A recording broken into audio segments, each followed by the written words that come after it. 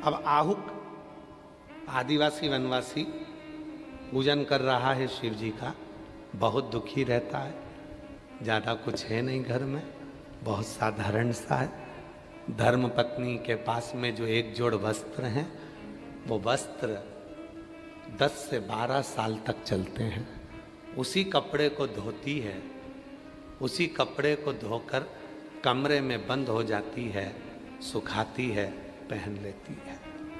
आहू की धर्म पत्नी उसी वस्त्र।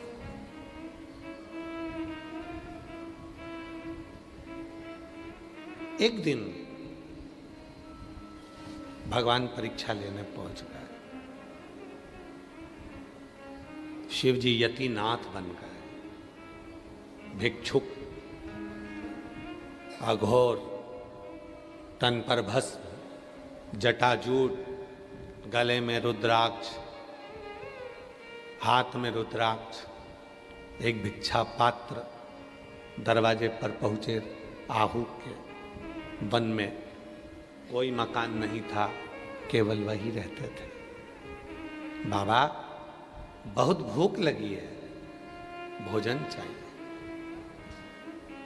आहू आया, बाबा भोजन में दे दूंगा, आइए बैठिए।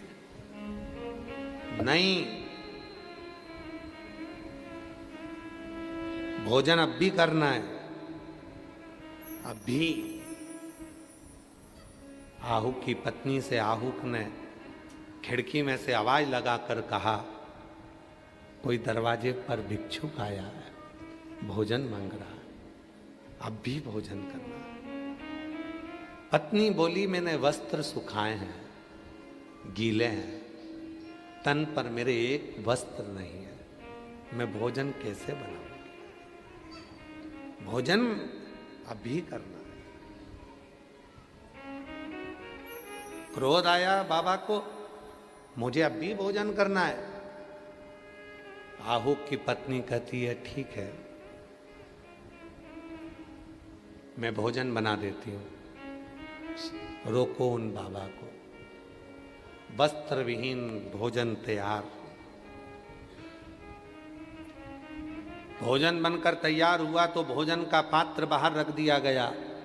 खिड़की बंद थी, दरवाजे की सरंग से नीचे की ओर दिया गया।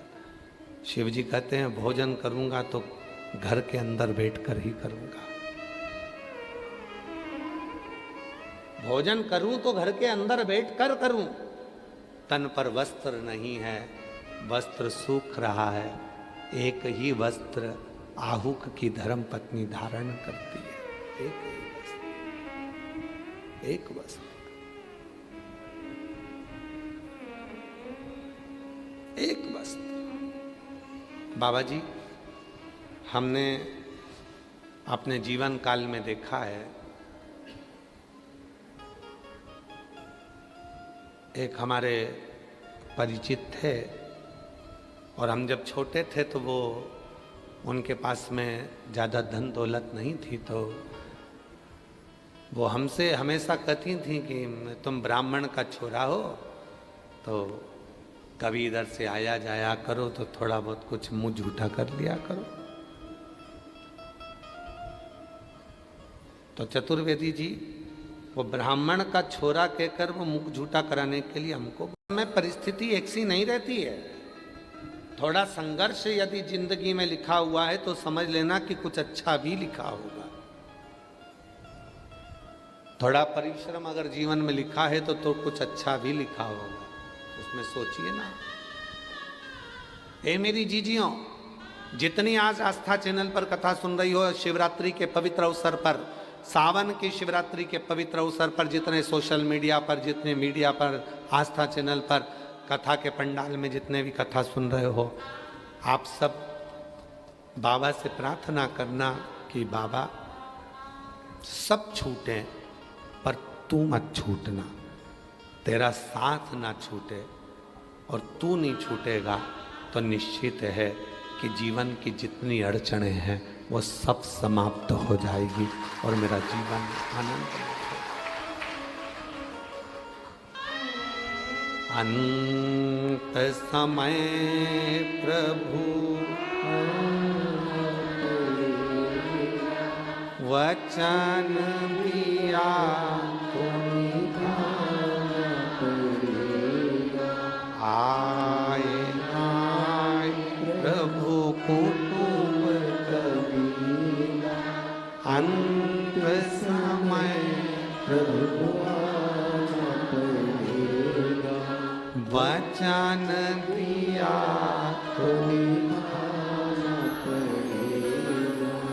अंत समय प्रभु आना पड़ेगा वचन दिया तो निभाना पड़ेगा। अंत समय में तू जरूर आना। आहु भोजन नहीं, अंदर भोजन करो। आवाज लगाई, बाबा तो कहते हैं कि अंदर भोजन करेंगे। धर्म पत्नी कहती है वस्त्र तो रत्ती भर नहीं सूखा है, बाबा भोजन की बात करते हैं। ठीक है, गीले वस्त्र आहू की पत्नी ने तन पर ओढ़ लिया, गीला वस्त्र, और गीला वस्त्र आहू की पत्नी ने तब तन पर ओढ़ा, बाबा को भोजन करा रही है।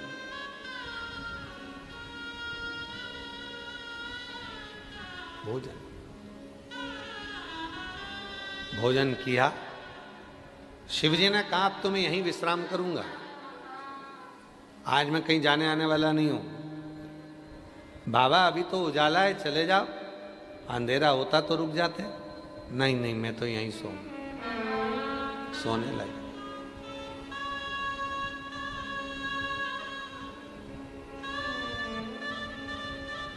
आहुक ने अपनी धर्म पत्नी से कहा कि एक काम करते हैं, अपन दोनों बाहर सो जाते हैं, बाबा को अंदर सुला देते हैं। बाबा अंदर सो रहे थे तो आहुक से कहा बताओ कितना निर्लज है, कैसा है, बेचारी स्त्री को बाहर सुला कर रखा है, कोई जीव आ जाएगा खा जाएगा, इसको तो अंदर सुला दे। बाबा एक कमरा है, उस कमरे में तुम सो रहे हो तो मेरी धर्म पत्नी कैसे सोएगी?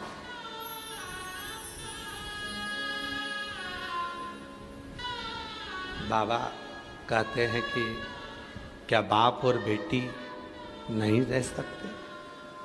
बाप और बेटी नहीं रह सकते। पत्नी दरवाजे के अंदर, संत सो रहे थे, आहू बाहर सो रहा था। एक सिंह ने गर्जना कर कर उस आहू को पकड़ लिया। पत्नी के कानों में शब्द गया, पत्नी के कानों में दौड़ी। संत ने कहा कि तू कहां जा रही है? मेरा पति को शेर ने पकड़ लिया है, युद्ध हो रहा है, लड़ाई हो रही है, पति मर जाएगा, मर जाएगा। शिव जी ने रोका, अरे वो तो बहुत बड़ा वनवासी है, लड़ लेगा। लड़ते लड़ते लड़ते लड़ते आहू के प्राण छूट गए। पत्नी विलाप करने लगी, रोने लगी।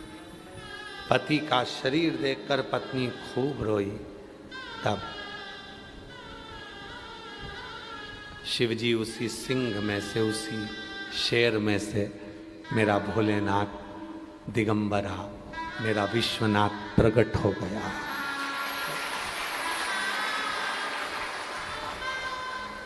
शिव प्रकट होकर कहते हैं क्यों क्यों तूने एक यात्री के लिए, यतिनाथ के लिए अपना घर दे दिया, रक्षा के लिए बाहर सो गया। आज मैं तुझे वर देता हूं, वर प्रदान कर। संसार का कोई मनुष्य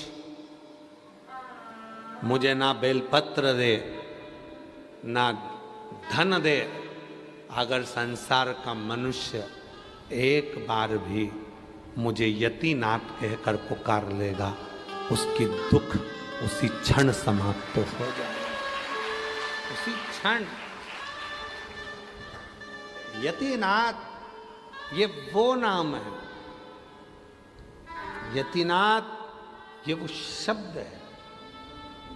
हम दुनिया के लोगों से, आस्था चैनल पर कथा श्रवण करने वालों से, फेसबुक यूट्यूब पर कथा सुनने वालों से, और आज इस श्रावण महीने की शिवरात्रि के पवित्र अवसर पर कहना चाहेंगे, जीवन में एक बात याद रखना, यदि जिस दिन तुम्हारे मन में ये भाव आ जाए कि मेरी दशा सुधर नहीं रही है, उस दिन थोड़े से जल में जरा सा या तो गन्ने का रस हो या गुड़ हो, कुछ भी थोड़ा सा घोल कर यदि शिव को समर्पित करने के बाद शुद्ध जल यतिनाथ के नाम से चढ़ाया जाता है, तो वो जल अमृत बन जाता है।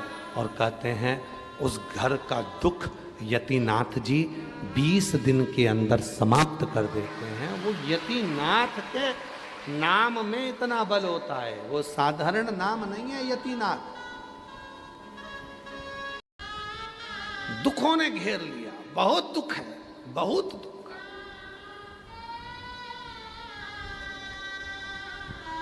लोग कहते हैं महाराज, दुनिया के बाबा जी लोग कहते हैं सीहोर वाले बाबा को इतनी गाली दी जाती है तो भी ये मुस्कुराता रहता है। अब ना मुस्कुराऊं तो क्या रोऊं?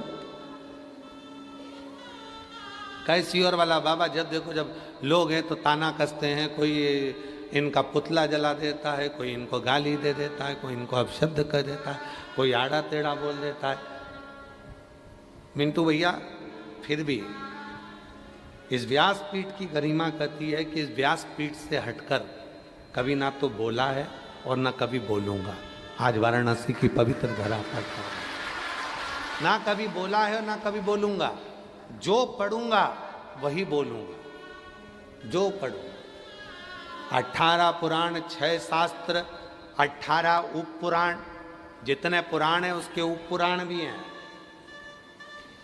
जैसे शिव पुराण है तो शिव पुराण का उप पुराण है, श्रीमद् भागवत पुराण है तो भागवत पुराण का उप पुराण है।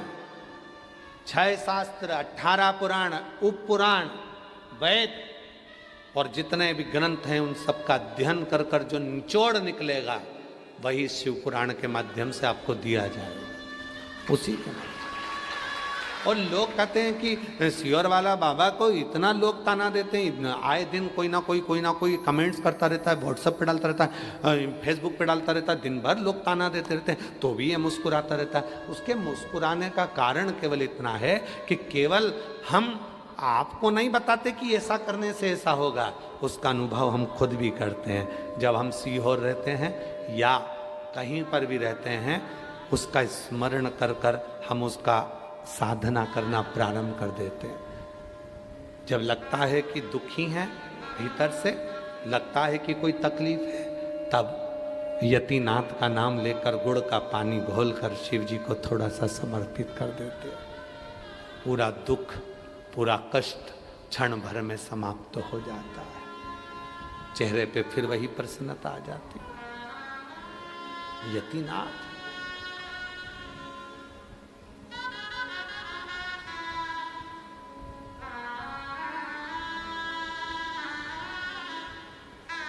बस उससे मिलन की आस।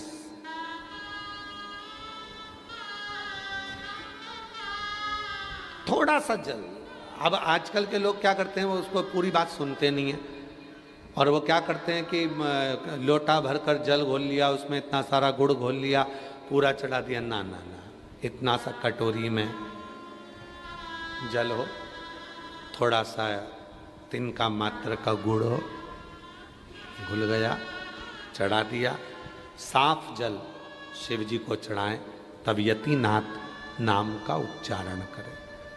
यतिनाथ नाम का उच्चारण करोगे तो ये आपके जितने भी क्लेश हैं, जितने भी दुख हैं, जितनी भी तकलीफें हैं, वो 20 दिन के अंदर समाप्त हो जाती है। 20 दिन। और इसका शंभू प्रैक्टिकल जरूर करें, प्रैक्टिकल जरूर करें, बिना प्रैक्टिकल के ना रहें, प्रैक्टिकल जरूर करें। कहीं सियोर वाला बाबा झूठ बोलकर तो नहीं गया है। हमने जो शास्त्रों में पढ़ा, हमने जो शास्त्रों में सुना, उसका ध्यान, उसका स्मरण।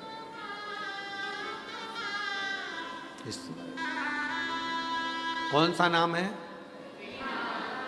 जम के बोलो, यतीनाथ। ये यतीनाथ नाम का उच्चारण ही सुख दे देता है।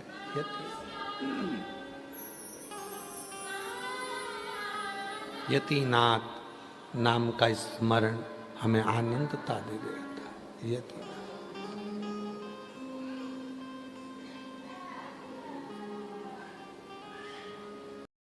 आहुक ने शिव जी का दर्शन कर लिया, शिव का दर्शन। और कितना सुंदर लिखा वेद व्यास जी शिव महापुराण के कौमार खंड में वर्णन करते हैं। तुमरुका जी चंचुला देवी से कहते हैं, सुनो चंचुला, एक जन्म नहीं कौटि कौटि जन्म जब व्यक्ति के हो जाते हैं और कौटि कौटि जन्म लेने के बाद कहीं उसके सारे पुण्यों की गुल्लक भरा जाती है और पुण्य की गुल्लक भराती है, तब जाकर जीवन में एक बार शिव महापुराण की कथा सुनने के लिए वो बैठ पाता है। कौटि कौटि जन्म निकल गए, ना जाने कितने जन्म निकल गए, और उस जन्म के पुण्य की गुल्लक जो भराई है, दो गुल्लक होती है, एक पाप की एक पुण्य की।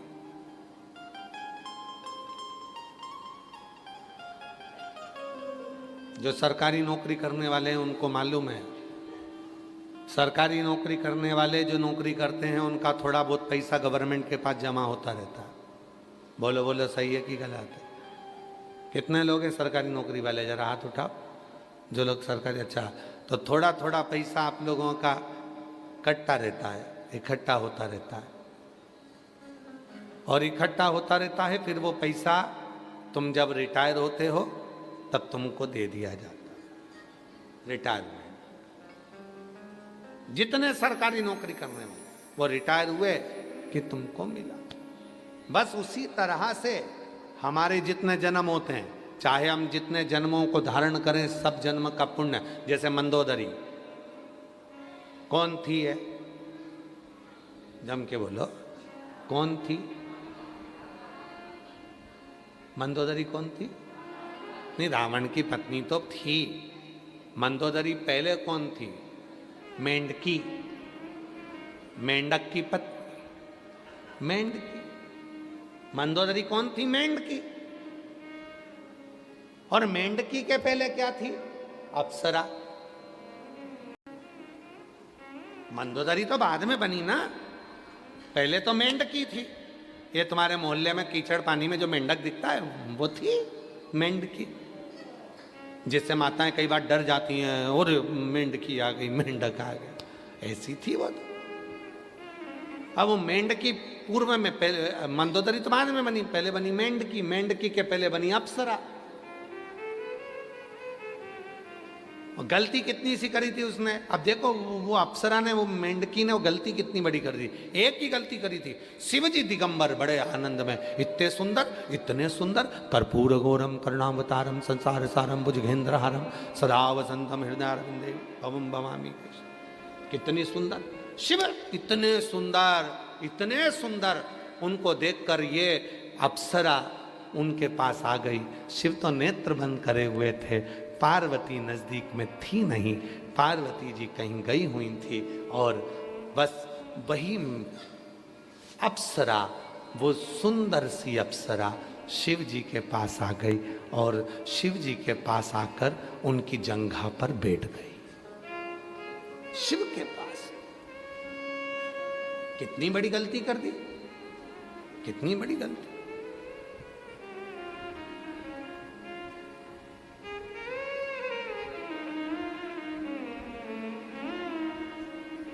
जंघा पर बैठी पार्वती जी का आगमन हो गया। जो माता पार्वती जी का आगमन हुआ और पार्वती जी ने जो देखा, क्रोध में आकर श्राप दे दिया। जा मेरे पति को संमोहित करने के लिए आई थी।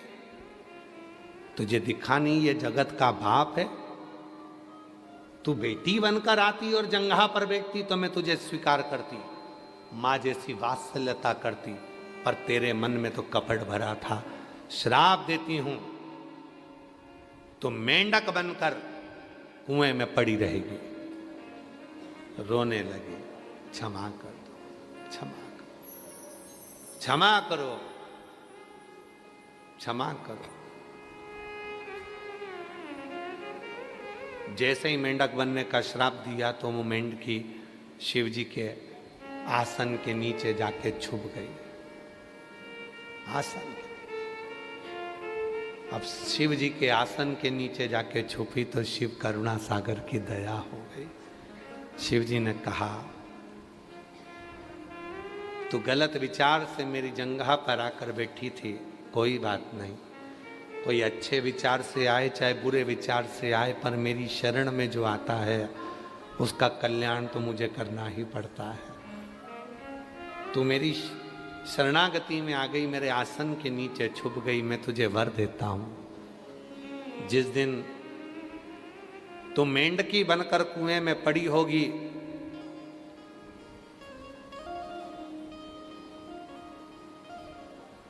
मेंढकी बनकर कुएं में पड़ी होगी, कोई श्रावण के महीने में कावड़ का जल भरने के लिए उस कुएं के पास में आएगा, और वो कावड़ का जल जब भर रहा होगा, उस जल का थोड़ा सा जल तेरे ऊपर गिरेगा और तू मनुष्य की देह में आ जाएगी। उस कुएं में से जब तू आवाज लगाएगी तो आवाज लगाने से तू उसी की पुत्री कहलाएगी। और वो मय दानव कावड़ का जल लेकर जा रहा था, कुएं में से जल भर रहा था। शिव नाम लेते लेते उसके शरीर का पसीना कुएं के अंदर गिर गया, कावड़ का जल वहीं थोड़ा सा गिरा। मेंढकी ने आवाज लगाई, मुझे बचाओ। तब उस मय दानव ने उस कन्या को बाहर निकाला और अपनी बेटी की तरह पाल पोस कर उसका नाम मंदोदरी रखकर शिव जी से भक्त रावण के साथ विवाह कर दिया। कोई पिछले जन्म के अच्छे कर्म मुझे बाबा तेरा साथ मिला। कोई पिछले जन्म के अच्छे कर्म मुझे बाबा तेरा साथ मिला। जहाँ सारी दुनिया झुकती है, जहाँ सारी दुनिया झुकती है, मुझे वो आली दरबार मिला, दरबार। कोई पिछले जन्म के अच्छे कर्म मुझे बाबा तेरा साथ मिला। कोई पिछले जन्म के अच्छे कर्म मुझे बाबा तेरा साथ मिला। कोई पूर्व का कर्म अच्छा होगा। जायसवाल जी,